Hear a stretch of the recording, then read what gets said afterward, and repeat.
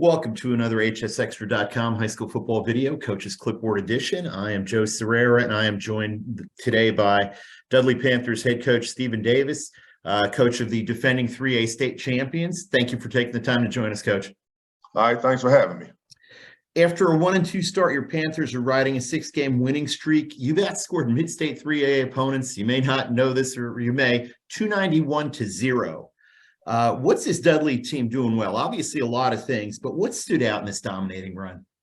Well, one of the biggest things, especially from an offensive standpoint, we're not turning the ball over. We're giving ourselves a chance to, score some points, control the ball. And anytime you can do that, you give yourself a chance to win. And, speaking from a defensive standpoint, the defense is playing lights out. Those guys are just following Logan Wright's leadership, and everybody's just playing lights out. And, it's an old saying, if you don't give up any, you don't need many. And that certainly is true with this team. I'll get back to Logan Wright in a minute, but where does this team still need to make the kind of improvements you want to see to contend for another state championship?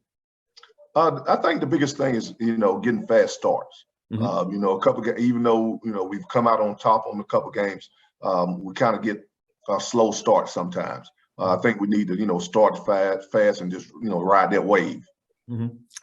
How has Andrew Atmore handled his first season as your quarterback? And what have you and Coach Hall done to adapt your offense to kind of fit his skill set?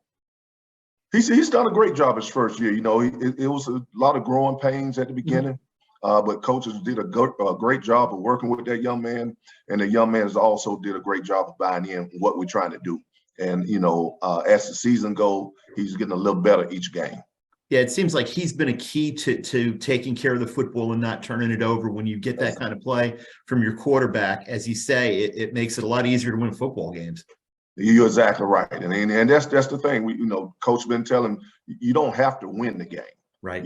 Just control the game and let things work out. And so far, it's been pretty good. Mentioned Logan Wright. He was the most outstanding player for your Panthers in last year's state championship game. All he's done to follow that up is lead the state in sacks so far this year. How has he improved? I mean, it seems like that would have been difficult from last year, but he has. You know what? And what we are trying to do is make sure he get one-on-one battles, not let him get double teamed. And it's hard to block him one-on-one. And so Coach Anderson has did a great job of, putting some schemes together where he is one-on-one so we can take advantage of his abilities. And, like you say, he was the most valuable player in the state championship game, and to come back and do what he's doing speaks volumes of what kind of kid we got.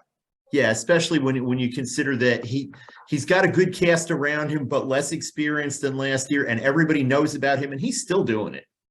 Yeah, I mean, he works hard. He's a hardworking young man, and again, I think Coach Johnson just does a great job of scheming for him and making sure he gets those one-on-one battles.